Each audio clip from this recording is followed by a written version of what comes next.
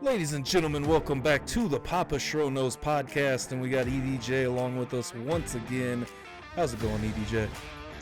What's going on, man? Summer vacations, and now we're back to reality and back to business, it sounds like. A lot of stuff to talk about. Yes, sir, absolutely. I figure give a little rundown. We're definitely going to talk a little Chiefs football, probably start on some baseball. I would say the last week or so hasn't been good for either one of us. I mean, I think maybe a little bit longer for you guys over here with the Royals, but talk about some Chiefs football, like I said, and then probably get into some MMA, and who knows what kind of wonky conversations we're going to get into when we open that door. But nonetheless, yeah, man, I'm glad you had a good vacation, as you're saying. Nice little summer break, although, I don't know, you're heading towards the heat instead of away from it. No shit. We kind of I mean, I knew that going down there, but it's always fun going to Florida. I think it's a very, well, I don't know if it's underrated state anymore, but it's a beautiful state, and it's got a lot of scenery. And I don't think a lot of people would understand, but that drive down there, it sucks. But it's a beautiful drive. You get to see the Smoky Mountains. You get to see a bunch of different things. There's a beautiful part of the country there, which was a distraction from, the horrendous play we've seen from the Royals in blue lately. They've had a little bit of a better road trip. They split the Mariner series. Let's see, they've taken 2 or 3 out of the Arizona series. Now they're back to play Pittsburgh. So a better stretch of baseball the last 7 or 8 games. But again, we did talk about this, or I've talked about this, and I've said it multiple times. If they're not consistent, they're not going to go anywhere. And it just kind of seems like that's the problem. Bobby's almost back to the 300 line. Vinny was playing well. He's starting to peter off a little bit. Perez is just older, and it's obviously showing. Michael's still playing really well. I don't think he played today. I think Lofton played third today. It's just baffling because if you look at the runs scored, the Royals have the fewest runs in baseball. And it's almost a question as to, well, how are they doing that? And still, I think they're 5 games under 500 right now, but the third fewest runs allowed in baseball. So how are you on both sides of those scales, 5 games under 500, and I think the Twins lost tonight. They may not have, I'm not sure. But if they did, you're now in second place in your own division. I don't know how you're doing that. It's not very good because the Cleveland's lost their 10th in a row. Talk about a team that just fell off the face of the earth. I mean, Cleveland, was predicted to be really good and a competitor with Tigers and Kansas City. Obviously, so was Minnesota, but it seems like all 3 have kind of fallen off. But Cleveland has just fallen off a pit. They've lost 10 in a row. They've played horrendous. I mean, we can't talk much of it, but it just seems like right now, everyone but the Tigers is just in a horrendous slump. I'm not sure what that is, but, for the Royals to be where they're at right now, they're very lucky. I mean, they're extremely lucky. This could be a 15-game under 500 team, and they could be looking to sell everybody outside of Bobby. And I think a lot of fans still feel like they need to do that. I'm not there yet. I think they still have potential to figure things out. It's just a process. I mean, you got to keep in mind 2 years ago, this team lost over 110 games, or close to it, I think. So it wasn't a dream job for Quintero to get. I think people are kind of ate up with Quintero's emotions. He just doesn't seem to have any. I think he's only been ejected once his whole Royals career. So, there's still a lot of question marks go around in KC. Yeah, I think this year, man, it is crazy how you say, they're the number one or the worst offense in the league, basically, and have only given up the 3rd most runs in all of baseball. And to see the team struggle the way that they have, which, like you kind of said, it could be way worse, but to be where they're at. So that's kind of my question to you would be, Are you still on the fence of being a buyer or seller, or are you leaning more towards, like, let's go all in and try to make the playoffs this year versus, I mean, I don't know, just kind of float the deadline and not really, make an impact too much? Or, I don't know, where's your mindset kind of on the trade deadline? Because that's coming up quickly. I mean, we're looking at, obviously, this week you have one more week of baseball before we hit the All-Star break, and then that trade deadline is the next, thing that we're looking at. You know, I think the Royals have gotten lucky in that aspect. I know I just said that, but I mean this in another way as well. Is that Cleveland and Minnesota have both played terribly as well Yeah. recently. Yeah. So now the Royals are in that stretch of, okay, we can still buy and still sneak in a wild card spot right now. You know, obviously the Yankees, Blue Jays, and the Blue Jays are playing tremendous as well. I think they surpassed the Yankees a couple nights ago, and they're on a roll too. Um, Yeah, 5.5. That's not but bad. 5.5 out of the wild card at the mm-mm. moment. And I mean, and I think if Cleveland and Minnesota were playing better, the Royals would sell, but Yeah. they're not. So, I think if you're the Royals, and I think if you're Picola, and I think if you're, advisors like Eddie Yost and Sherman, I think you're looking to buy, and I think you're looking to make a push because, listen, Caglione, he has it, but it's tough. I mean, you look at Roman Anthony in Boston; he's not lighting up the world right now. Um, it it's tough. It's tough to be a top prospect in the league and come in and expect to be the best baseball player in the world. It's a hard thing to do, and maybe Well, Caglione will get sent down at some point. I don't know. and we saw it with Um, Holiday last year in Baltimore. hmm How That's he right. Yeah, struggled ridiculously last year. that's right. It's just tough. Um, and I've watched Caglione at bats enough to see they're not terrible at bats. A lot of them are just extremely unlucky. I mean, he can't hit the ball any harder, in half the time. It just goes into the glove. That's how the pros are.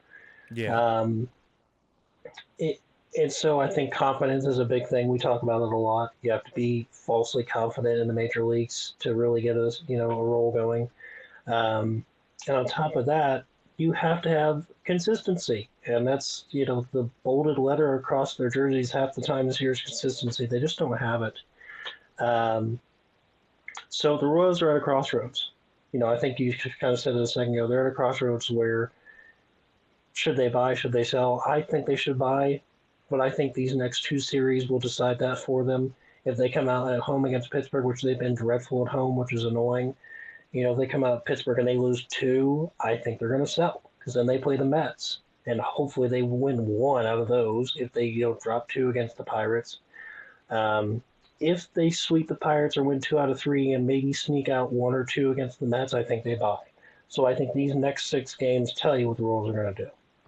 Yeah, I kind of agree with you because I think you're right at that moment to where you could go either or. And like you said, with Caglione, it would be kind of a perfect time to send him back down. Keep the service time down. Don't let him play the whole year at the bigs. And you got to think, and we talked about it on this podcast multiple times, like while it was happening, he kind of skipped over AAA to a point. I mean, it wasn't like he was there long. I want to say it was like 2 or 3 weeks he was really in Omaha. So I don't think it's a bad idea. Omaha's very close.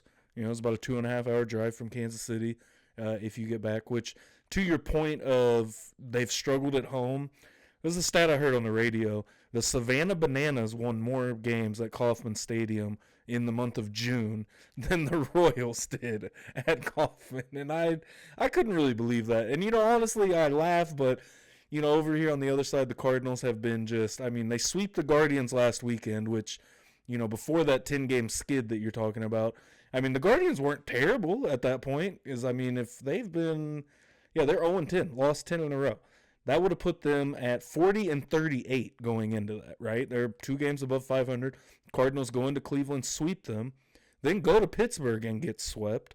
And now, I mean, I don't even know if I want to see the stat of how many home runs the Chicago Cubs hit against the St. Louis Cardinals this weekend, because they hit 8 before the third inning was over on Friday.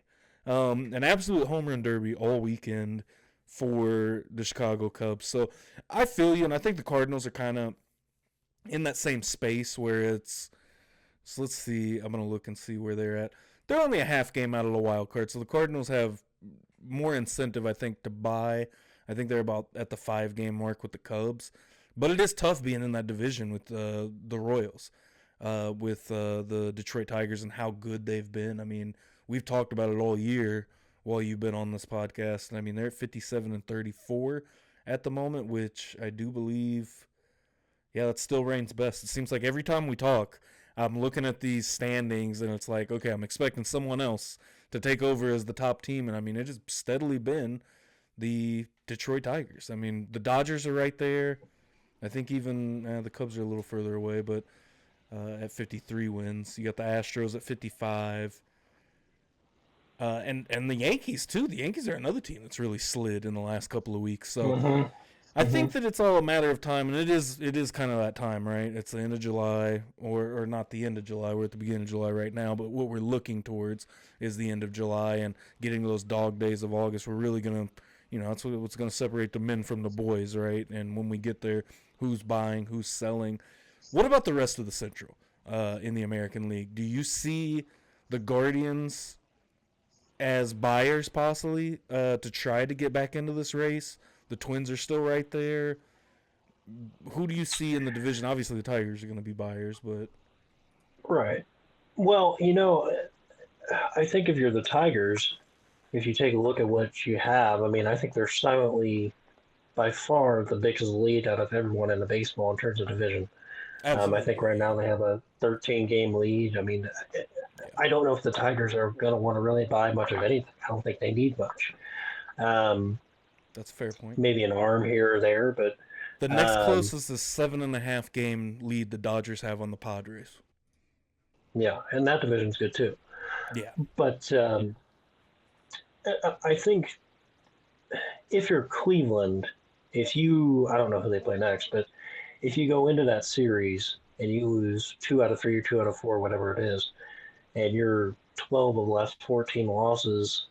And you were supposed to be, you're in the AL championship game a year ago. Yeah. And you were one of the best teams of baseball. They've got at Houston starting Tuesday. Yeah. And now I will say they've had a tough stretch. I believe they played Chicago, Cardinals. I forget who they just played today. They do get to round out before the All-Star break with the White Sox, also on the road. So they have a road stretch coming up. Well, the White Sox are better. I mean, they're bad, but they're better than they were last year. They are better than they were last year. 5-5 in their last 10, which is a lot better than Cleveland. Oh yeah, I mean, that's pretty good for them. I think it's tough. I think it's tough if you're Cleveland. I think it's really tough if you're Minnesota, because I think Minnesota was considered potentially our AL Central winner at the beginning of the year. A lot of people like them a lot. They have a good roster. It's just they haven't been able to manufacture a lot of wins out of it. I think they have a tougher decision than the Royals, honestly, because, like you said, their roster is very good. And they're right here at the same spot the Royals are. They're 43-47, 13.5 out from the Tigers. So, I mean, they're still right there in the mix of that wild card. But how much damage do you want to do to your next up? Like how many minor leaguers do you want to trade or, have to work out a deal or figure out something here and there to acquire somebody that's going to give you enough of a boost? Or, what if it fails? I think there's just a lot more what if, whereas I think the Royals could try to add some smaller pieces, and if they compete by the end of the year, awesome. If they don't, I don't think it's that big of a deal, because the bigger picture for the Royals is, Caglione just got called up. Bobby Witt is on year 2 of his 10-year deal or whatever it was. 12 years, he's still young, 12 years, okay. Vinny's still young. Vinny's still in arbitration, I'm assuming, or his arbitrary years. Salvi. I mean, like you said, it's either way, it's going to be fun till the end. It just is what it is with Salvi, I think. And other than that, I mean, you know the pitching a lot better than I do. So I mean, I don't know where they're at contract wise and all that, but I think that's kind of more where the Royals spent their money. So if anything, you just kind of got to try to reload that bullpen a little bit, and maybe a starter here or there. But I mean, you're already getting good work out of some of these guys that are still kind of young. And like I said, I just think it's a lot tougher decision for the Minnesota Twins on buying and selling versus the Royals and kind of the Guardians too, because like you're saying, I mean, the Guardians were supposed to be, the team to compete for the crown of the AL Central. Yeah, I mean, and that's how baseball goes, right? I mean, you're supposed to be the best team, and then you end up being 10 games under 500 in July. Yeah, I agree with everything you just said. The Royals' biggest need is an outfielder, and a more experienced outfielder.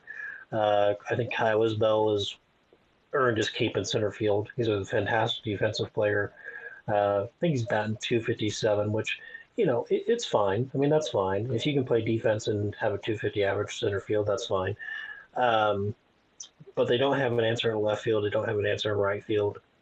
Caglione just doesn't really seem to. He's fine in right field, but he doesn't really seem to grasp it as much as he does in first base. Just a lot of different aspects for him.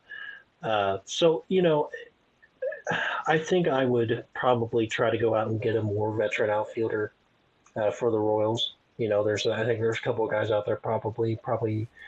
I can't think of names, but there's probably somebody out there on the White Sox, probably somebody out there on the Marlins, maybe the Nationals. They have a couple of young outfielders that could probably get a lot for, if not a decent trade for. James Wood is a guy. Jacob Woods, Dylan Cruz. They have three really tremendous young outfielders there, but how much are you going to sell your future for the next 10 years? So, I think the Royals are probably looking for more towards an older guy, not a Hunter Renfroe type, someone better than that. But, someone who can bring some strength and stability to them now instead of, in September. So I think they'll be looking for a solid veteran outfielder, or if they can get a upper level player a little bit cheaper, they probably look there too and see what they can get. I think their pitching's fine. They could use an extra buffer in the bullpen here or there. Estevez, is not consistent enough as a closer. Although I think he still is very close to the lead in saves in the American League, which is ironic. And, with Harvey and Irsay both getting banged up and not playing a whole bunch here and there, it sucks. And I think the Royals need an extra arm there, too. Starting-wise, I think they need an extra piece. Noah Cameron's played phenomenal. Chris Bubich got the nod for an all-star game the other day as well, so it'll be Bubich and Witt, which is great for Chris Bubich. I mean, he's pitched his ass off all year. Yeah, I think that's a great story because I feel like Bubich was kind of one of those guys that it felt like, was he ever going to realize his potential at the MLB level? And here we are in 2025, finally kind of getting to see it. So I think that's awesome to see for Bubich. It is. But, I felt like Noah Cameron's pitched enough to where he should have at least got a consideration. I mean, talk about a guy who's pitches ass off. I mean, it's Noah Cameron. Yeah. So, I thought that was kind of strange that he didn't even get a look there. But, I mean, he's only pitched, I think, 12 games, something like that. But, gotcha. Fair enough, but whatever. But I think the Royals need an arm, but the outfield is where they need it the most. Yeah. See, and on the Cardinals side of things, I think that, I don't know, the biggest thing with them is the consistency with the arms. So I feel like they have the arms to compete. Pitching wise, but it's never consistent. It's like just like the other day, like talking about Friday, where the Cubs had 8 home runs before the third inning. Miles Mikolas has had some games where he's really looked like the all-star Mikolas we saw years ago, and Then there's games where he goes out and throws BP for a few innings, and then it's you never know what you're gonna get. Palante's a little bit of the same. I really like Andre Palante personally, but he is a little sketchy sometimes when he goes out there. Liberatore, who was pitching kind of at an all-star rate earlier in the year, is kind of fallen off a little bit, and then Ryan Helsley, who I'm worried about Helsley getting dealt. I don't know if they'll do it or not, but I don't know what kind of money he's going to command being a top closer. But he also has his inconsistencies as well. So I think the Cardinals and Royals are in somewhat of the same space, like organizationally, where they're at on their timelines. I think the Cardinals is a little bit more weird and wonky rather than where the Royals are on the Royals are on like an incline, right? The Cardinals are kind of in like, we don't know what we're doing, kind of like we're trying to trend upward, but we don't 100% know like where we're, when you got guys like Nolan Arenado still hanging around, and I don't think they should have traded him in the first place, but I don't know, it's a weird time in St. Louis, I feel like. But kind of to go back to your statement on like it's just baseball, I saw a great comment where pertaining to Cardinals in their mid-2000s run. 2004, they had, I think, 101 wins, got swept in the World Series. 05, I think it was like 98, 99 wins, maybe another 100-win season, lost in the NLCS. Then 83 wins in 2006, win the World Series. Like, what? We still don't understand this game of baseball quite all the way, I don't think, after, over 100 years of playing it. It just, you get hot at the right time and you win, and that's kind of what you got to bank on, like with us talking about the trade deadline of, do I believe this team is capable of clicking at the right time? If I do, let's add some pieces here and there and just let's see what happens. And so I think that both teams, I think with the Royals and the Cardinals, kind of in a weird space of buying and selling. I think the Cardinals, it feels like they're closer.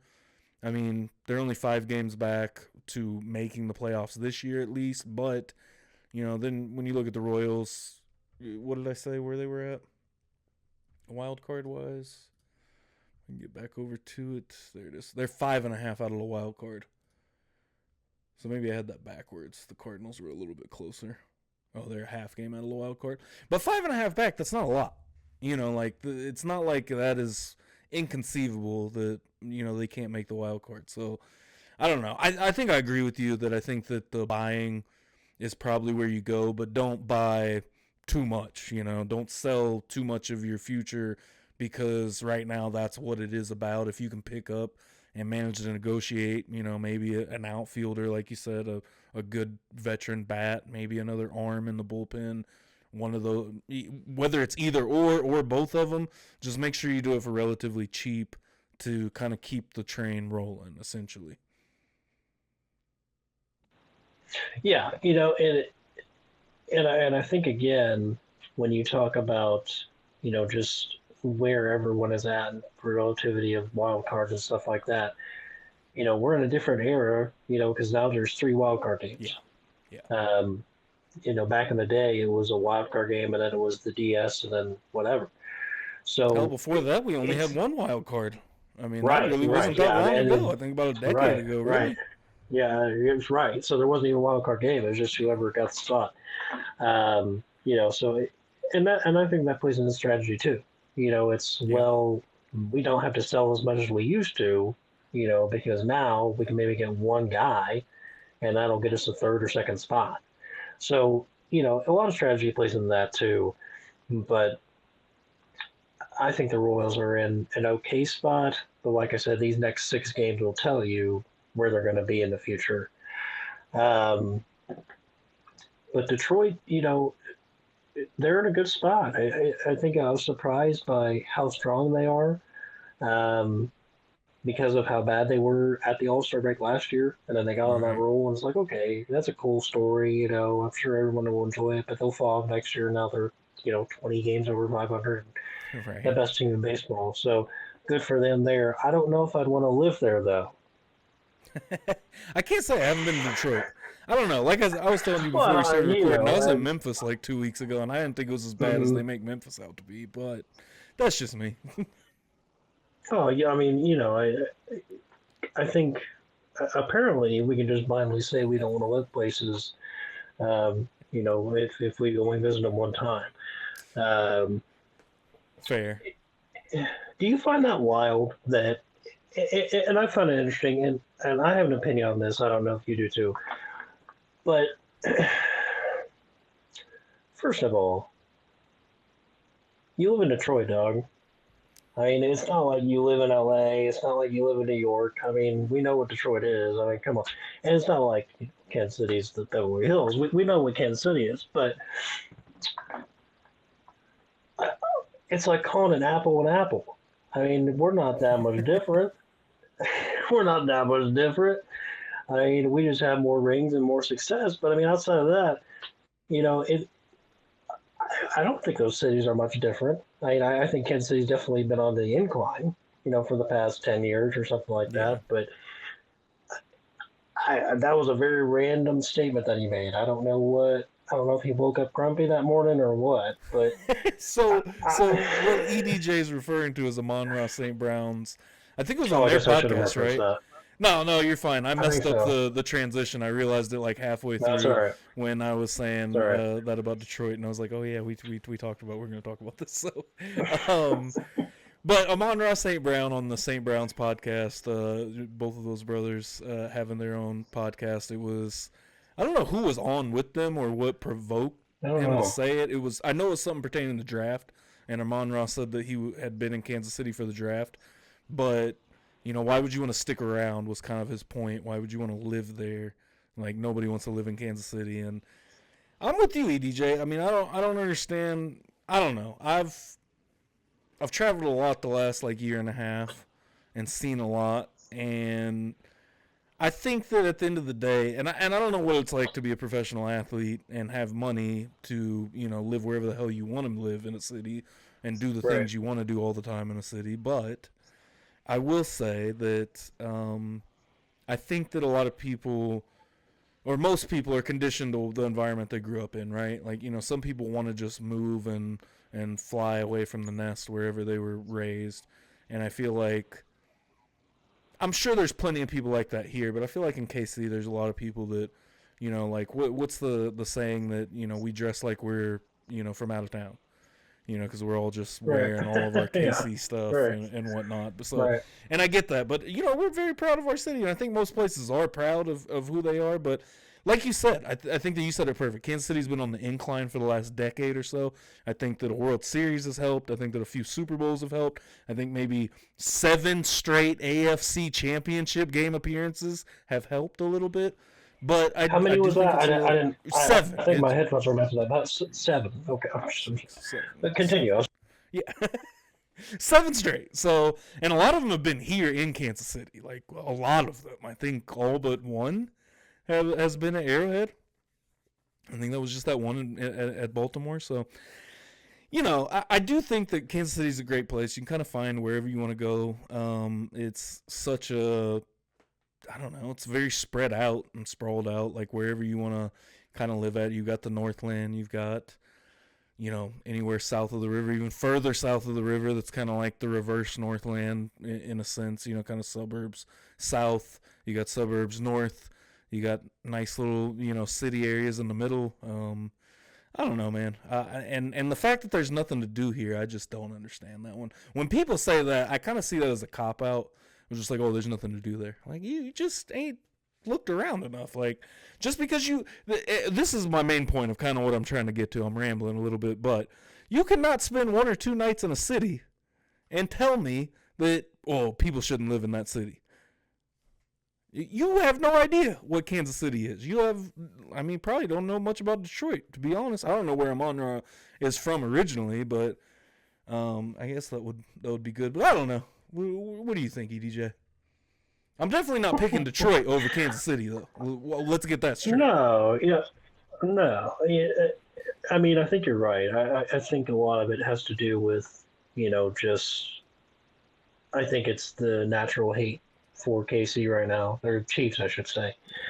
Oh, okay. I think He's from so, random, but Anaheim Hills, California. It all checks out. oh Which, well. if I'm not mistaken, wasn't there just a whole bunch of people from California that moved to Kansas City like in the last couple of years? Because boy, went around seeing California plates everywhere. It felt like for a while.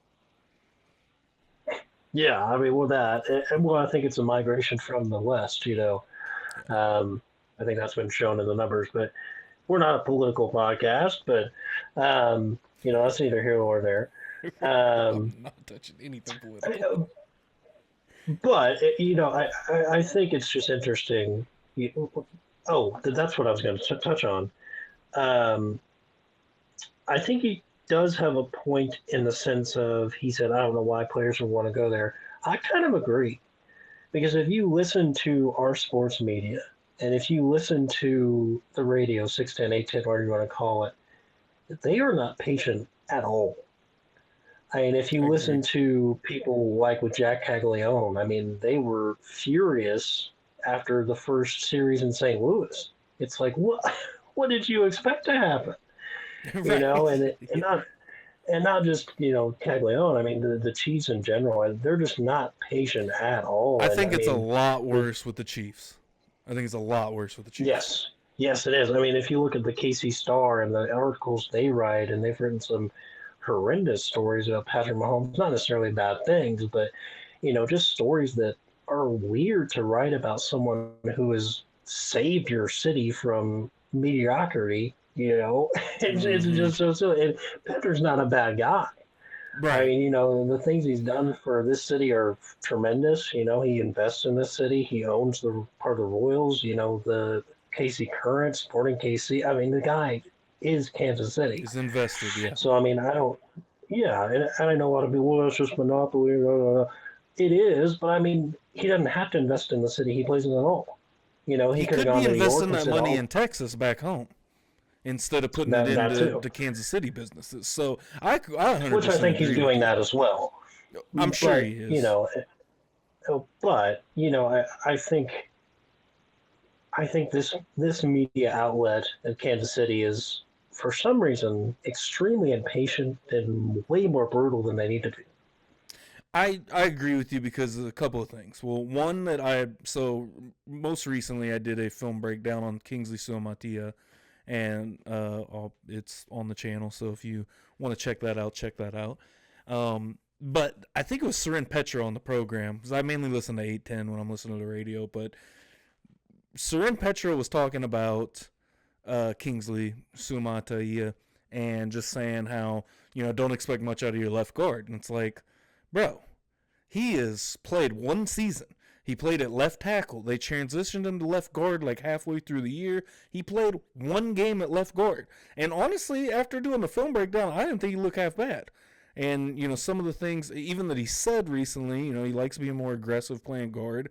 And, that's another thing that drives me nuts, which I'm getting off topic, so I'll stop at this. But, the interior offensive line is going to be your base for running the football. I mean, obviously, they still have to block for the passing, but I've been so sick of hearing and seeing, well, the Chiefs have had an elite offensive line.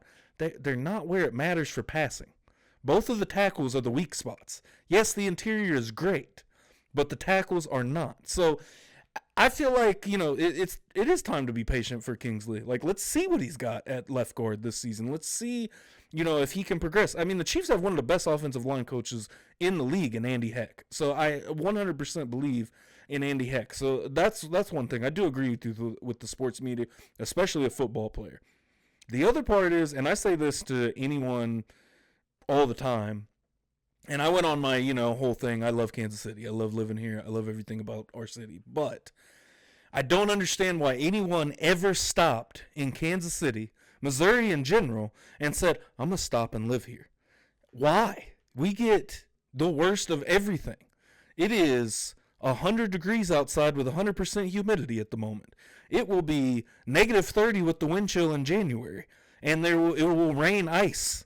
It will sleet for a day, and then it might snow a foot after that. That's what we got this last year, right? And then all that, then you got to deal with tornadoes in the middle of all that. Like, who decided this is the place to stay? It's not. It's obviously not. But I digress.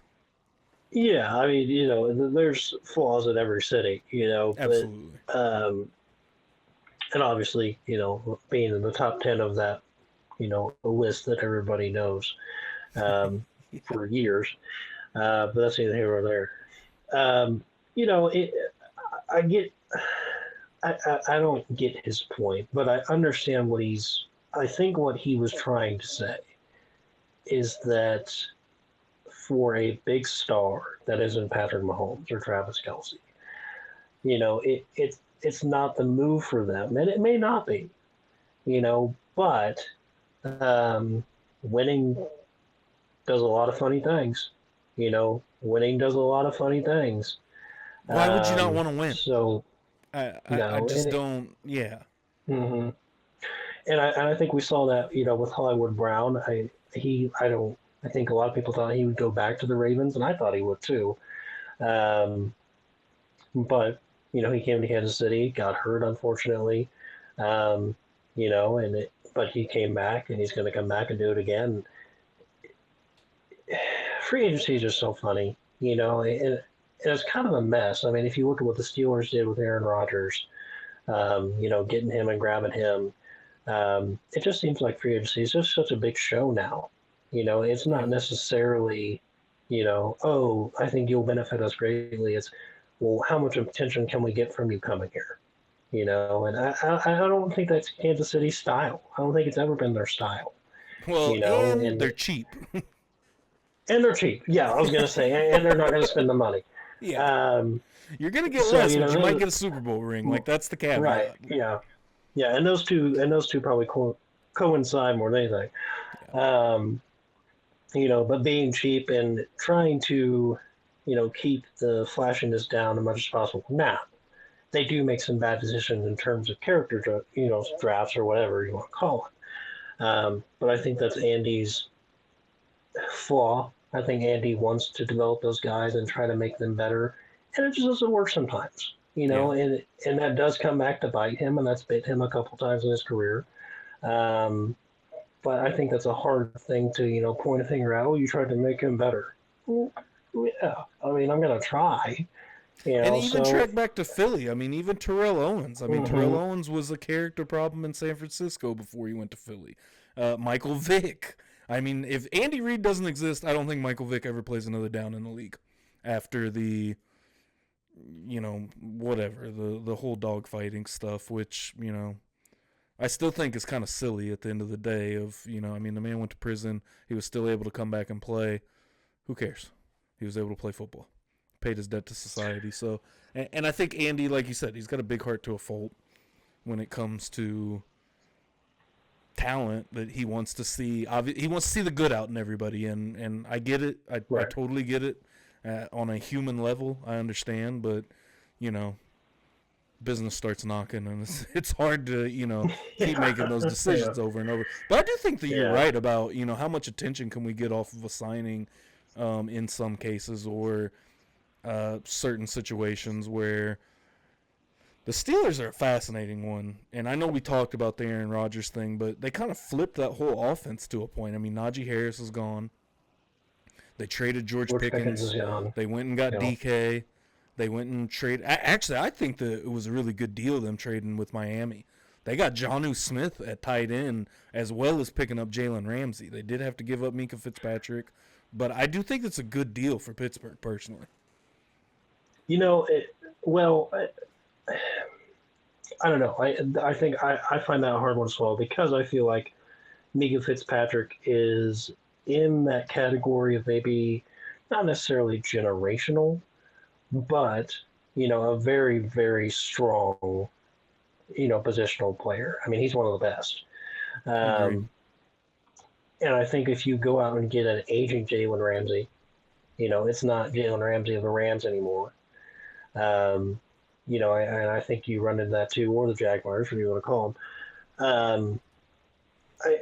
He's just not that guy anymore. He's still good, but he's not going to be the best corner in the league. It's just not going to happen. I think Jonnu Smith is a good tight end. I think they got a good deal out of that. Yeah. But I think the Steelers will be interesting. This is where I say that I think that it helps because you already have one of the best pass rushers in the league in T.J. Watt.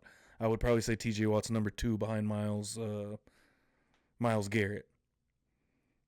So, I mean, if you go ahead, yeah. See, I don't know. I feel like here's my thing. I feel like T.J. Watt and Myles Garrett does wreck a lot of pretty much every game he's in, but it just seems like you can triple team T.J. Watt, and he's still going to get 2 sacks. It just seems like he has that Lawrence Taylor effect in a way, And I think Myles Garrett is right there with that, but it just feels like the Aaron Donald, Lawrence Taylor, Jared Allen-ish effect, T.J. Watt has. I don't know. I feel like T.J. Watt is a little bit above Myles Garrett now. I will say that I do think T.J. Watt has more tools. You can drop T.J. Watt into coverage. There's, moments that he can do some other things other than just get at the quarterback, right? So, maybe heading into 2025, I might rethink that because this is kind of last year's thought process going on that. But I think that's a good one to bring up. But either way, my point is that you're going to get to the quarterback either way. Also, think about the division you're in. You got to play the Bengals 2 times a year. And to have, you're stacked, overstacked at cornerback. Because I did hear this conversation being had, I think it was either on the radio or something like that. But just about, they only have 1 or 2 safeties now after trading Minkah Fitzpatrick. But, the thought process is, to hell with the safeties. We need corners that are going to guard these elite receivers. And if we have a pass rush, we've seen, obviously, we saw in the Super Bowl how terrible a pass rush can really wreck a game. So I don't know. I do like the trade for the Steelers, and we'll see how that goes with Minkah Fitzpatrick going to Miami. I don't know what the hell Miami's doing either way. Honestly, I don't know if it was a major. I think it's a major upgrade on defense to a point, just to get that much better of a safety, but you lose Jonnu Smith. That was the part of the deal where I was like, when I saw Jonnu Smith, I was like, oh, the Steelers won this trade. Because I feel like, Minka's, 28, so, he is kind of right there at the prime of his career. He's really good against the run. I'm looking at his PFF page right now. 68.4 overall grade last year, 74.3 against the run. His coverage is 67.9. So I feel like that's probably what the Steelers kind of had to be looking at in that trade. And I think more so for a tight end because we know Aaron Rodgers likes his tight ends. And now there's a couple. As far as I know, Freiermuth is still there. So now you've got Freiermuth and Jonnu Smith together. 2 solid weapons in fantasy football the last few years, I think. So we'll see how they mesh together with Aaron Rodgers at quarterback. And you go from more of an explosive offense to a very controlled possession offense, I think, with, trading out DK in for Pickens out to Dallas. Yeah, it'll be very interesting to see. I think they definitely have the biggest storyline heading into this year, not necessarily for Rodgers, but, for the pieces they have with DK Metcalf and Jonnu Smith, like you said. A lot of turnover. A lot of turnover, and I just don't know if here, and you brought this up, with their division. I feel like DK is going to get covered even more now, and I don't necessarily know how much that's going to help him or the Steelers in general. Just because of how much more coverage they're going to play on DK instead of somebody else. Now, if they had Metcalf and Pickens, I think that would be just a horrendously dangerous offense. But, that's something that just doesn't happen. Also might have a pretty big headache. Well, yeah, no joke. But, I don't think there's not a headache in Cincinnati. I would not be surprised if that's not a huge headache with Higgins and, Chase and all of them, because those are stars. And you have 2 stars in the same locker room and both getting paid star money. I doubt it's handshakes and hugs all the time. That's an interesting theory, actually. I like you Yeah. saying that, because that is an interesting theory, because we have seen them be, cohesive and work together.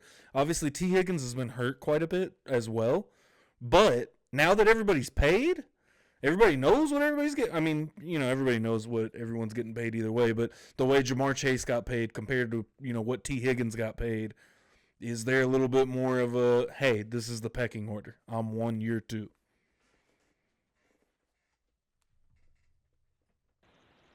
I don't doubt it. I don't doubt it. And we've seen Jamar Chase likes to be emotional, Yes. so I don't doubt it. But like we said, I think Cincinnati has a leadership problem. So I think that'll be a fun storyline to watch too. I agree. Um, I, but I think there's just a lot of different, I don't want to say big contenders, but I think there's just a lot of different heavyweights this year. I think there's a lot of different really good teams that, can definitely make a run. It'll be interesting to see what Philly does again this year. Be interesting to see, if Buffalo can reimagine what they did last year with basically nobody. Um, and there's a lot of upcoming AFC teams, the Commanders in the NFC. See if they can recreate that. See if the Lions, the Lions defense was literally stick and glue men at one point. Mm-hmm. Um, you know, it, there's a lot of good stories heading into this year and what we can accomplish and what they can accomplish. So I think this will be one of the more exciting years that we've had in recent years. I really do. I think it'll be a fun football season. I absolutely agree. And you know what? I actually didn't realize, or maybe I saw this and just, I'm relearning it essentially, but I didn't realize Jamar Chase got paid more than Justin Jefferson. I remember him saying that he wanted more. He got less fully guaranteed money, but more money altogether, which is probably what he had to kind of, get, like compromise on essentially, of taking just under 74 million guaranteed, whereas Justin Jefferson had just under 89 guaranteed, but it's 40.2 a year, 40.25 versus 35 a year for Justin Jefferson. So full $5 million more a year than Jettis, which kind of surprises me. Yeah, Not I shocking, but eyebrow raising. I think Justin Jefferson's better than Jamar Chase. They come from the same team, so Yeah, I they agree. come from Both the coming same from cloth. LSU. Um, but one more contract I want to touch on, then we'll go into the heavyweight division of the UFC. I was trying to use it as transition, but it failed that time. Yeah, I thought you Um, were. yeah, Brock Purdy and his contract that he got. Obviously, we're a little behind on that, but Right. the overall amount of money that you gave somebody who, and I understand Kyle Shanahan, and his system, and I think Brock Purdy is Kyle Shanahan's guy. But you're going to pay him the most in the league? You're going to go out and pay Brock Purdy, what was it, $60 million a year? So what I'm looking at right now, okay, I might be looking at the wrong one. Here it is. Let me click on Purdy, so it's just his contract and get the Whatever it was, breakdown. I can't remember exactly, but It it's the most. was 270 total over Mm, what looks to be 5-6 years. So his base salary by 2029 is going to be $49 million cap hit. right. That's just his base. Yeah, that's a lot of money either way. I think that you said it best though. I think that he is Shanahan's guy, and I think at the end of the day, pay your guy. Don't try to go out there and find somebody else. I don't know if a Josh Allen or a Patrick Mahomes, Lamar Jackson. I think Lamar Jackson might actually fit that system pretty decent, just with all the Oh, he movement would. and running. Yeah, Right, yeah. right. So I think Lamar might Mm-hmm. fit that, but guys like that want to run around and throw the ball a long way, which I'm not saying Lamar doesn't, but I think that fits him. You want a guy that's just not going to turn the ball over. Like a Josh Allen is not going to work in this system. A Jalen Hurts probably isn't going to work in this system. They turn the ball over too much. You need a guy that's going to keep the ball safe, that is going to move the team down the field. And I don't think that you're going really off of the quarterback too much. I don't think that the quarterback necessarily, and, you know, hey, me and you saw this our whole growing up, or like a lot of what I remember was the Mike Shanahan offenses, where it was some random running back from the Broncos that was running for 100 yards on the Chiefs this week. It was like, I don't even know who this guy is, but he's probably going to get 100 yards, and the backup's probably going to get like 30, 40 yards, and Jake Plummer is going to throw for 140 yards and 3 touchdowns because that's what Shanahan's do. Yeah, I mean, they definitely have a really good system. Absolutely. You know, but, and I think we saw it in the previous Super Bowl for the Eagles, it's not meant to play from behind.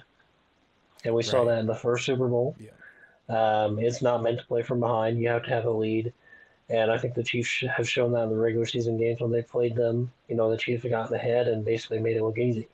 So, you know, I think Shanahan's system is a good system for Purdy to play in. But I think that contract is going to haunt them for a long time because at the end of the day, you know, you're paying Purdy like he's better than everybody. Well, right now, APY, he's the 8th highest paid. But he is paid higher than guys. Here's a list for you: Justin Herbert, Lamar Jackson, Jalen Hurts, Patrick Mahomes, Matt Stafford, Baker Mayfield, Aaron Rodgers, Russell Wilson, also on this list. So he's getting paid more than all of those names I just listed. And it's just so gross. You know, and I feel like Baker got screwed out of all of them. You know, I feel like Baker Mayfield has come into Tampa and reinvented himself. Yeah. You know what I mean? I don't think we'd be talking about Tampa at all if Baker wasn't there. No, and I can't remember what the coordinator's name. You might be able to help me with this off the top of my head, but he got a guy a head coaching job. Was it the Jags coach, Liam? Yeah, escapes me too. That's gonna kill me. But that's all I remember. Jesus. It was painful to watch.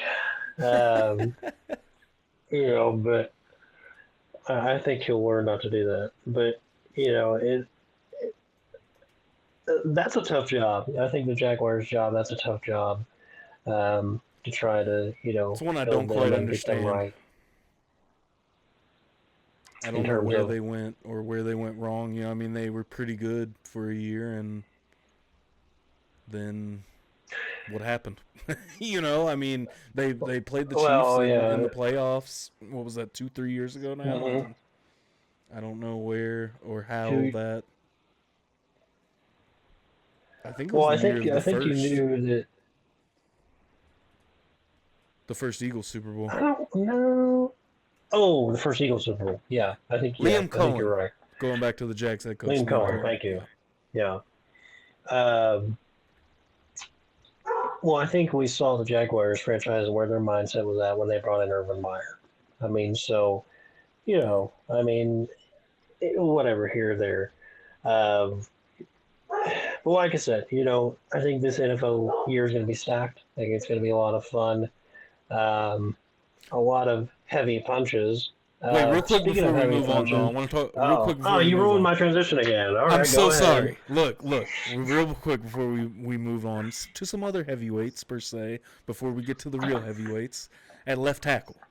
I wanted to just talk about this, obviously, because we're both Chiefs fans. We're covering the Chiefs, essentially, more so than anyone else. But I think an interesting talking point is who's the starting left tackle in 2025. Over the offseason, the mini camps and all of that, Josh Simmons has made a lot more progress. Obviously, he had the knee injury at Ohio State. The Chiefs were able to draft him late in the first round. But they also signed Jalen Moore to a fairly healthy contract. And I'll go pull that up and look at that to see exactly. Which I also did a film I breakdown think on it's him. 2 for 30. Say it again. I think Two it's for 2 years, 30 yeah. million. I I believe. think you're right. I think it was about like 15 to 17 per year. Um, but where do you think that fits in? It was 2 years for 30 million, 21 guaranteed. I think if Simmons is healthy, I think it's Simmons. Um, I I wouldn't be surprised. I mean, now I say that, but I think Andy's hesitation to play rookies may cause a problem. Um, and we may not see him. And we may see Jalen Moore for a couple games. But I think the Chiefs, Clark Hunt, Andy Reid's idea was, let's go get this kid. He's supposed to be the best tackle in the league, or in the draft rather, before he got hurt. I think if he's healthy, they take a chance on him. Instantly, I should say. I do agree with you, but I also kind of think of what is the point of rushing them out there, and I think the preseason will be what really tells the tale here, maybe tale of the tape, if you will, right? And so. I think the preseason may tell us what we need to know, but I just don't want to rush it. I don't want to see them rush Simmons. You have a guy that you're paying substantial amount of money that can play left tackle. That was the first film breakdown I did this offseason of his tape from San Francisco last year. I mean, I don't think that he looks bad, but I mean, obviously, the way that they've talked about Simmons over the offseason after he's been drafted with the Chiefs, like Kansas City media, and this kind of goes back to what we were talking about earlier of just being all in right now, is that this is a generational talent that we're going to have. The next Trent Williams, I've heard multiple times, which, that's a lot to live up to be saying that, already. But I don't know. It's one of those things that maybe for a few games we see Jalen Moore, maybe struggles like week 3 or 4, and then you see Simmons come out week 5 or something to that effect. But hey, whoever gets the job done is who I'm here for. But I do think that you have time to work with Simmons, so just don't rush it, especially off of that knee injury, because I mean that's a big deal for a big left tackle. Yeah, I mean, I agree with you. I've sat there and I've thought about it when you were talking. I think Moore will probably play unless he just sucks in the preseason, which is possible, which is a Yeah. possibility, and Simmons shines, and then, he's a starter. So I think you're right. I think preseason will determine who the starter is. I think we'll see a lot of Simmons and a lot of Moore playing left tackle all 3 games. I don't think we'll see anybody else playing that slot. It'll be interesting to see how much guard Kingsley plays, if he plays all 3 games or if he doesn't. Um, so, I think it'll be an interesting battle. I think that'll be the one to keep your eye on. Running back will be another interesting battle heading into preseason. I think Agreed. there's a lot of different spots there. I'm interested to see where Jalen Royals comes in the receiver core. Um, Yes. so I think there's a lot of different guys who have a chance to really make an impact in preseason this year. There's a lot of competition. There's a lot of competition around in different position groups. I do agree. Should you say it's heavy hitting? Very heavy hitting competition there. Okay, that was forced. I'll give you that one. But Okay, but where there is a lack of competition, it's in the right, UFC's heavyweight division. yeah, There we go. I think we yeah, finally got it. We finally got there. yeah. There we go. Yeah. I mean, they're just. It's not like 10 years ago. We were texting about No. this the other night. Yeah. It's not like Lesnar. It's not like GSP, like you said. It's just not there. And I mean, hell, even Shane Carwin. Well, It's yeah. it's You just think about what not. we saw was, Mm, Mir, Lesnar, uh, Carwin. You just said. Then we saw Velasquez, Dos Santos, Verdum was elite for a minute. Then we got to Stipe, and even then I feel like the competition was a little bit weaker by that point, but then you got Overeem was still around during that. Ngannou, you got to see DC step up and finally fight at heavyweight. So yeah. I do think that we have seen a pretty good run at heavyweight for the last, I don't know, maybe like decade and a half ish. Mm-hmm. Yeah, I mean, 10 to 15, probably 10 to 12 years. I mean, but it just seems like, and I think you've talked about this a couple times on your specific UFC podcast. It just seems like the buck stopped at the champion. Yeah. There's just not a lot of guys out there that are, really good anymore. Well, no, I shouldn't say that. Are stars anymore. I mean, I and I think Dana White is aware of that, but he doesn't want to bring anybody back. He doesn't want to bring Ngannou back. He doesn't really want to sign anybody. But watching Ngannou fight was the whole reason I would watch the heavyweight fight. I want to see Yeah. him knock the dude's head off his shoulders. Yeah. I want to see that. So it's tough when you got these heavyweights who are super athletes, and they're great fighters, but they're more technical now. They're not necessarily knocking your block off. They're more grappling. They're more lay on you and wrestle and pound your face in. It's different, and I don't necessarily know if that's what they need. They just need a knock your block off guy. Like look at Hunt. That's all he did his whole career was knock people out. And I think the UFC does have that. The problem that has happened is the heavyweight division has been stagnant for a few years, I think. And I think that's a big part of it. And not only John Jones. I've talked plenty about John Jones. But even before that, the Stipe and DC, trilogy, or I don't know, they fight 3 times, twice at least. Him and Ngannou and their couple of fights. Like, there's, since about, like, I would say 2018 or 2019, I feel like we've seen the same fights at the top, where it was some sort of John Jones, Ciryl Gane, Francis Ngannou, Stipe, or DC. Like, those 5 guys pretty much is all we saw. Well, so what that created was, I think, stagnant amongst the heavyweight division, and I think that also hurts the star power, because you had a superstar fight last year in Madison Square Garden when Tom Aspinall won the heavyweight championship. I'm not even going to call it the interim heavyweight championship. He won the heavyweight championship that night against Sergey Pavlovich. Sergey Pavlovich is a hard-hitting, boxer.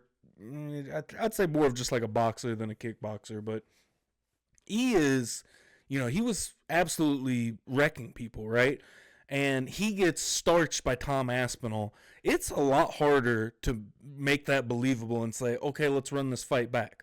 Curtis Blades is another guy that is a tough guy to get by. He just won a fight that I think was a little controversial last weekend by decision that, okay, well, now he's kind of like a gatekeeper for heavyweight. Like, if you can't get past Curtis Blades, we know he's probably not going to win the belt. He's already lost to Tom Aspinall. He lost to Ngannou twice. I mean, and I like Curtis Blades, but we've seen, how that goes.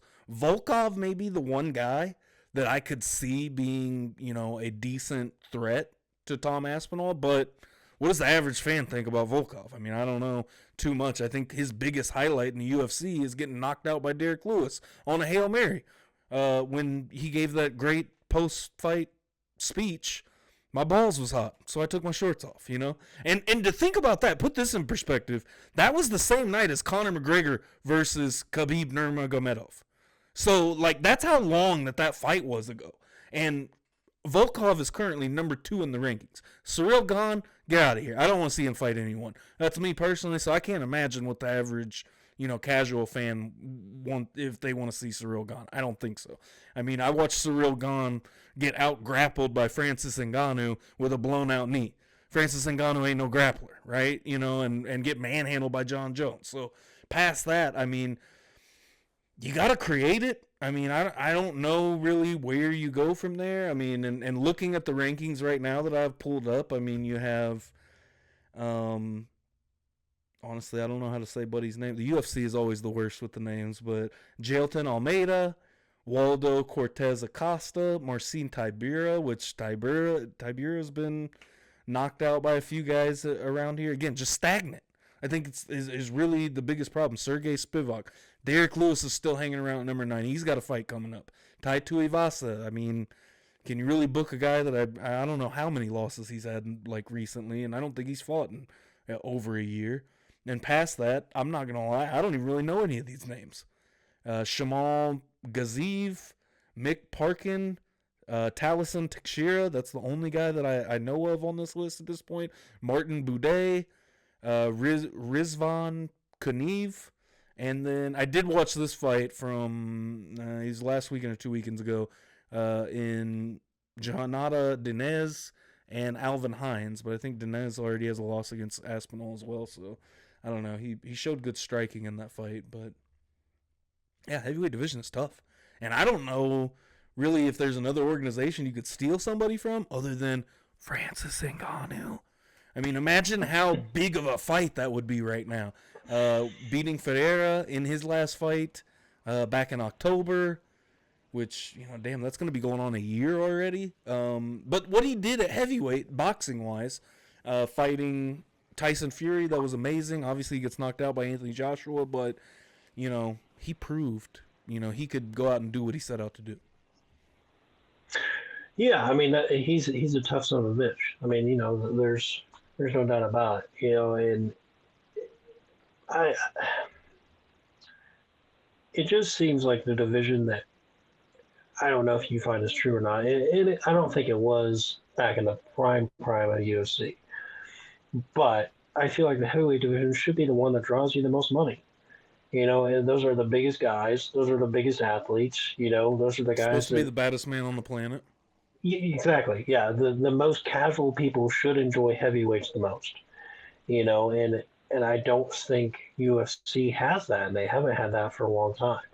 I think their biggest stardom was Brock Lesnar. Because he drew in, the WWE fans. He drew in, maybe a lingering amateur fans here or there. And not that DC wasn't a star. I think DC was a star. And I think, but you're absolutely right. Pay-per-view numbers and things like that, they weren't doing Brock numbers. Mm-hmm. No, and Miocic is a star too. Mm-hmm. But, it's hard to figure out, okay, do we just, and you can't ask Brock to fight anymore. He's however old he is and, looks bigger than 4 brick houses put together now. So, I mean, it's just frustrating. It's frustrating for a fan perspective of you just don't have anybody in that division, in a division that you should like and you should like a lot, and it's just like, well, you're making me not like a division that should be awesome. That it should be, 5 knockouts in every undercard and a knockout in the main card. They're just not there. You mentioned Derek Lewis. Derek Lewis was, a big push at one point, and I think he, met some guys that were better than him. I still think he's a decent fighter, but I think you mentioned, at the point where that, his big push prime was 4 or 5 years ago. So, what are you really going to do with an older Derek Lewis now? And it's just hard. That they're in a pickle. They definitely are. Yeah, because he fought for the heavyweight belt against Cormier at UFC 230 and Derek Lewis. And, I mean, since then, he lost to Junior Dos Santos, and old Junior Dos Santos in 2019 at that point. Ivanov, Latifi. I mean, a heavyweight losing to Ilia Latifi is, no disrespect to Latifi, but Jesus. Or no, he didn't lose that fight. That's my bad. He went on a 4-fight winning streak. It was the Dos Santos one, but I digress. But then he followed that up, that 4-fight winning streak. He followed it up with a loss to Cyril Gane, TKO loss. Then he beats Chris Daukaus, loses to Tuivasa, Pavlovich, Spivak. has a win over a guy that's not ranked, a loss to Almeida, and then a win over another guy that's not ranked. And I know he's got a fight coming up. It doesn't say it on here. I can't remember who he's fighting coming up, but I think he might be fighting. I thought he had a headline something. Either way, the stagnant of it. I mean, like, this is the one part about the heavyweight division that I think is tough, is that there's not really much you can do. Like, there's not too much that you can do with it, because you have to have the next man up. You have to have that next guy that, does make a splash or find him somewhere. Or, honestly, Gable Stevenson might not have been a bad idea to go out and try to get him and convince him to come over. I mean, I don't know if he would have fought heavyweight or what his stats are. I mean, he signed with WWE, it didn't like that, and bounced from there. So, and, having that wrestler, like heavyweight wrestler, transition over to MMA might be a little bit, like, difficult at this point. If wrestling gets bigger, like, amateur style wrestling on a pro level, as you're seeing with what's the name of the promotion, Real American Wrestling or something like that, I think Vince McMahon is part of it, and all that. So I think that if that does gain steam and we start seeing some, like, promotions pop up like that, like every other discipline has had. I mean, combat karate's gotten pretty big. I mean, hell, the UFC is putting on their own, like, jiu-jitsu promotion now officially, that just started. So that's tough to see, and especially in some of those sports where it's a little bit easier to get away with, cycling some PEDs here and there, whereas in MMA it's not as easy to get away with, and, we could debate that all day, but either way, I think that it just comes down to, who's going to step up at heavyweight. Who's the next guy? Where's he at? And the UFC maybe needs to go out and try to scout maybe a little bit. And I don't know how much scouting realistically they do. I think that we could also kind of go into a conversation about how Dana's kind of past the sport of mixed martial arts.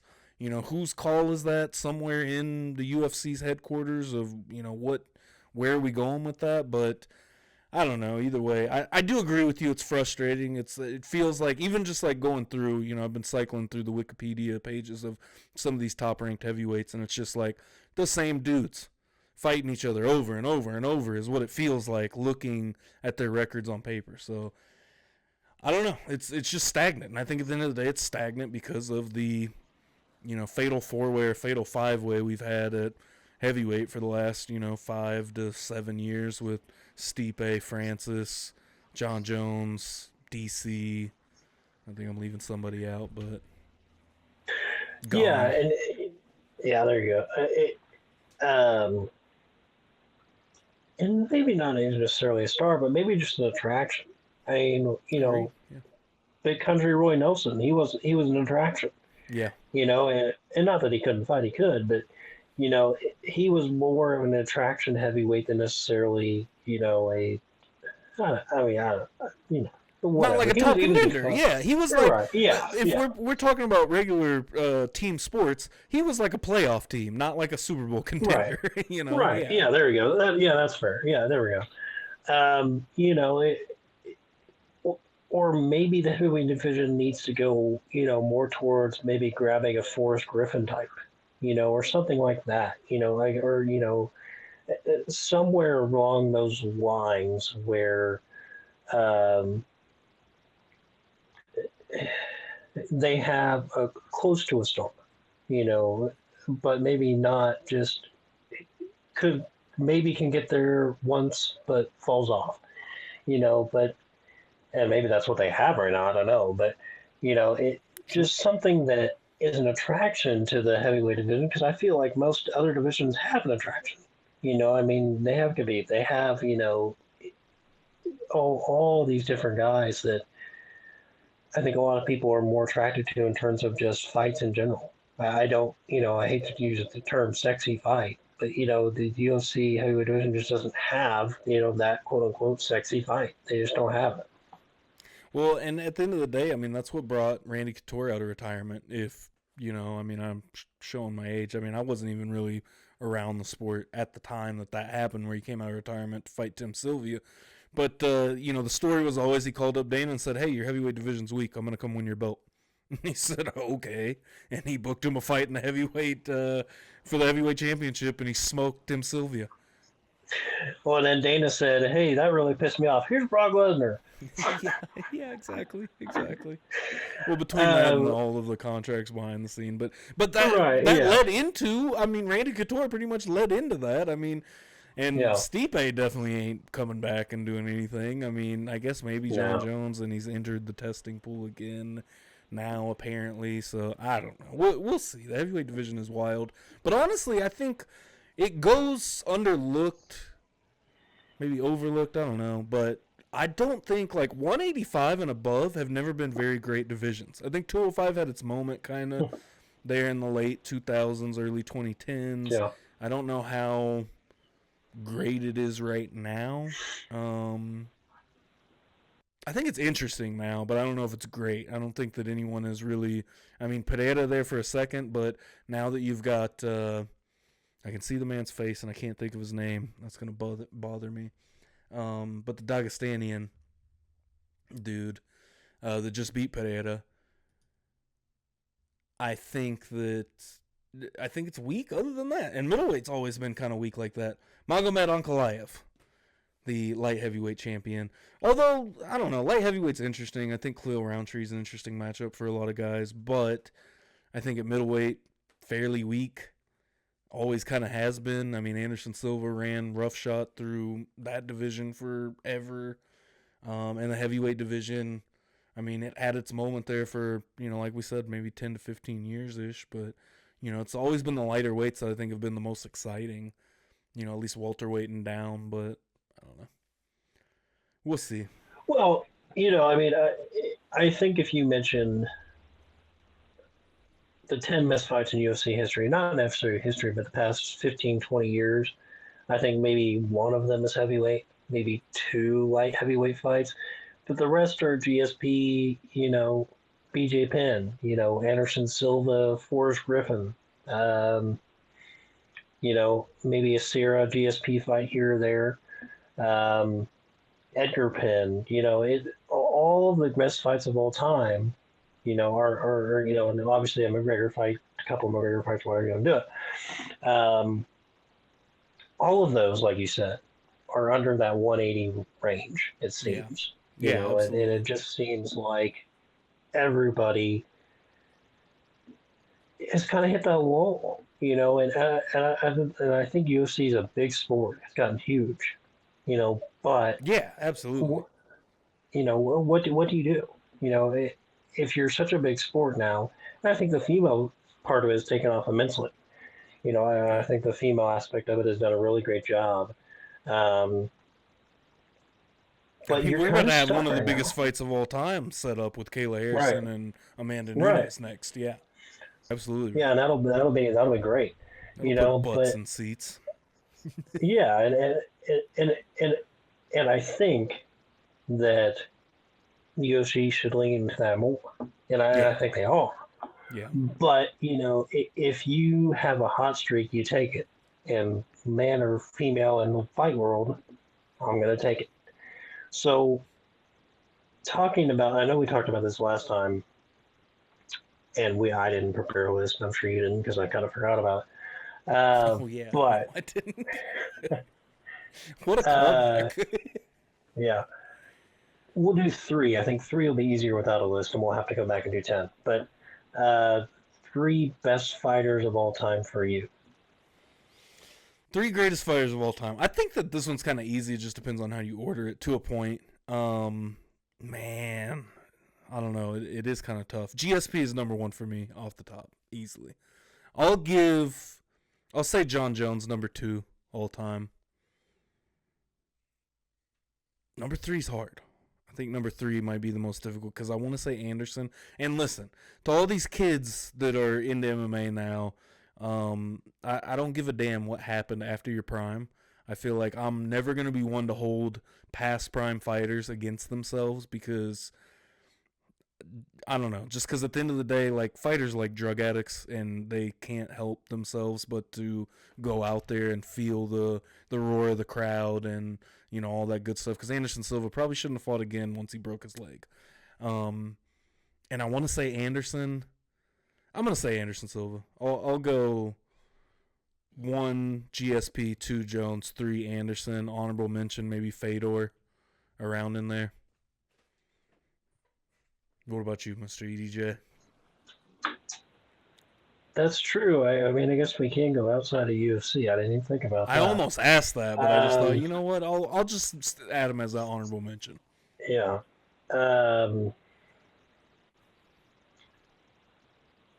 You know, to me, I think in terms of overall just popularity and I think dominance, I think you have to go Anderson Silva 1. I think it's hard. I think GSP is really close. For me, I think GSP would be 3rd. But to me, I think the 2nd spot's tricky because you can put a couple guys in that 2nd spot.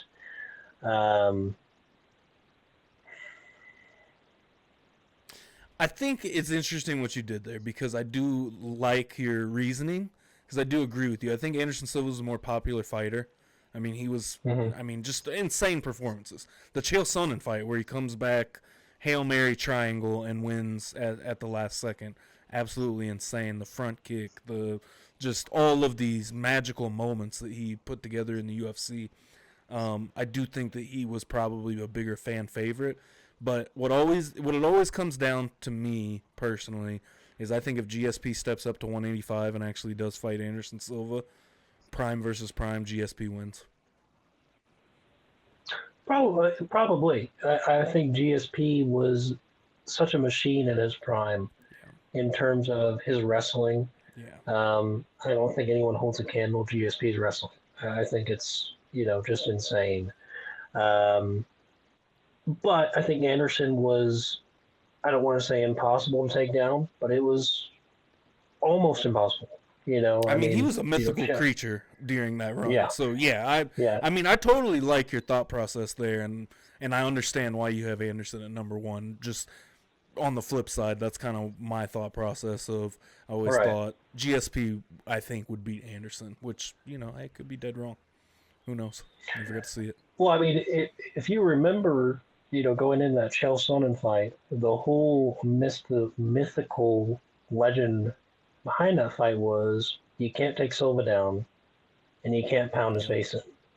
Chael Sonnen said, fuck that, I'm going to take him down and pound his face in. And for 5 rounds, he did exactly that. And not only he did that, but he did the same thing Khabib did to McGregor. He faked the takedown, came with an overhand, and dropped Anderson Silva in the middle of that fight. Mm-hmm. Yeah.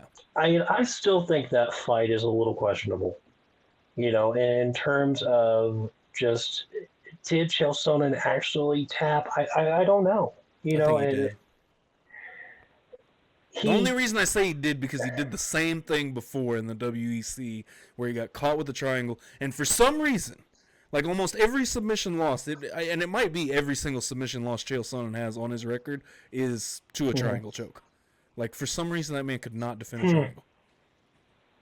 But he did the same thing against Paulo Filho in the WEC where he, tapped once, they pulled him apart, and then he played it up like he didn't tap, and I don't know, it's still, I think, controversial to this day. Well, I mean, Chael Sonnen does little talk. I mean, Chael Sonnen's a WWE figure in the UFC. So, absolutely. I mean, he talks shit. So, I mean, but, I still think there's a lot of controversy because there's no doubt in anyone's mind 5 rounds who won that fight. I mean, Chael Sonnen just dominated Anderson Silva. Yeah. But, for number 2, I think this one isn't going to be as popular, but I think for terms of longevity, and I think for terms of putting the sport on the map, I think you have to put Chuck Liddell number 2. I really do. And not necessarily for his fight career. I think there's a lot of I don't hate that take. Fight career. Okay. I mean, I see where you're going with it for sure. And maybe you could put Tito at 2, but I feel like Liddell obviously beat Tito more. I think you're absolutely dead on with. I mean, I don't think you could put Tito there, but I think you could put Chuck there. I think Chuck could definitely be, especially like you said, for what he means to the sport altogether. I mean, that first burst of mainstream attention was Chuck Liddell's era.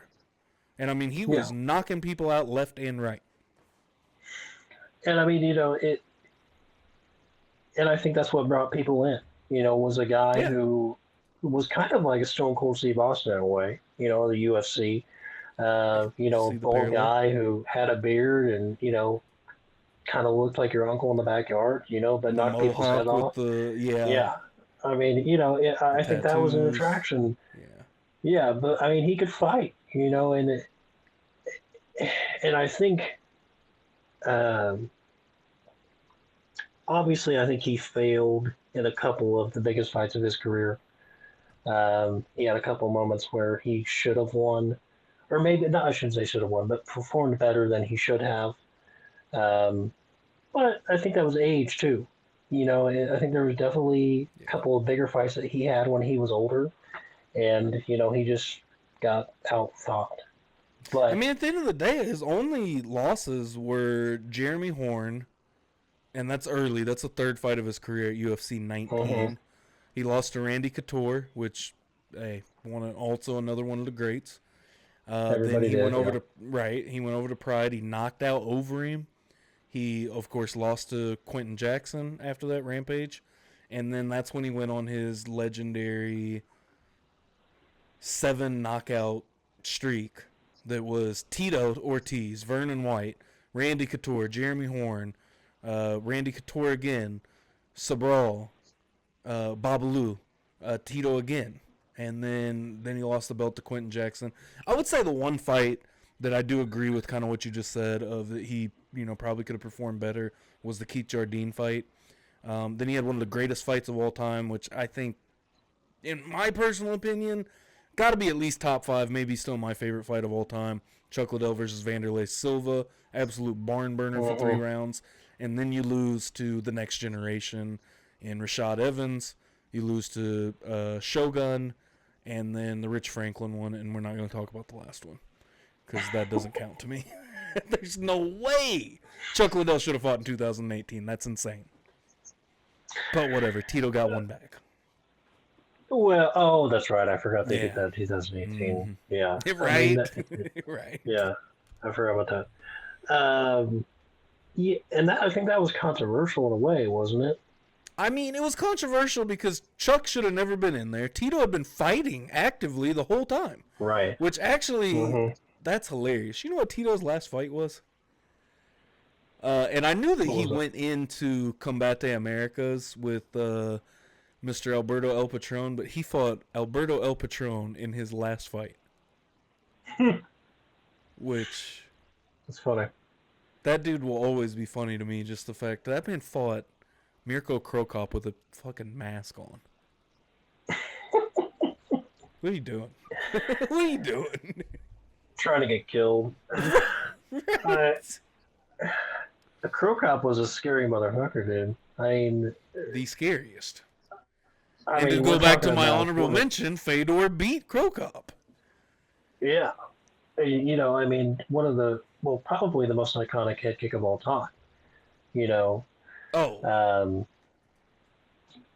So, I mean, there's that. But true that. I think it's hard to name only 3. So, I mean, we're going to have to obviously do this next time, too. Yeah. I like your list, though, although... Hey man, some people will say we're showing our age right here. You just put out Anderson, Chuck, and GSP. That list could have been the same 10 years ago. I'm not mad at it personally. I'm just saying what I'm sure some of these people would say because, bro, sometimes I read comments and I'm just like, shut up, kid. You don't know nothing. Shut up. Well, I mean, to be fair, number 4 is John Jones. Right. And I think all 4 of those guys are probably, I shouldn't say tied, but it's pretty damn close. Yeah. And going back to showing my age, to me, personally, number 5, I think is Dan Henderson. Ooh, I think that's a good one also. That's a fascinating one just because, I mean, he did a lot, did a ton for the sport. I like that you're incorporating, kind of like propelling the sport. As like requiring or putting that as part of your list essentially, but I like it. I like the list so far. Yeah, we're gonna have to come back to this then. and talk about this Yeah. in a little bit more deeper detail. But this has been one hell of a podcast. I appreciate you for coming on. I mean, I don't think we can't think of anything not to cover. So, it's Right. pretty easy. But, we're a couple weeks away from, well, I guess not a couple weeks away from All-Star break. A lot of fun stuff coming up for the League of Baseball. We're a few weeks away from NFL football, too. There's football a few this weeks month. away from football. Hall of Fame game. That's true. Hall of Fame game. So fun time for sports world. Absolutely. So make sure you keep it locked right here on this channel. I appreciate you, EDJ. Make sure you hit that subscribe button for me, especially if you're here. We are an hour and a half in right now. Like, you might as well subscribe. It helps me a ton. Hit the like button. You obviously enjoyed this podcast as well. And come back for the next one, because we will be back here obviously talking our top 10 UFC fighters of all time. And I'm sure we'll have another hour and a half worth of conversation about whatever else is out there. So, EDJ, I greatly appreciate you for enjoying the podcast. Always fun, buddy. We will see you next time on the Schro Knows podcast.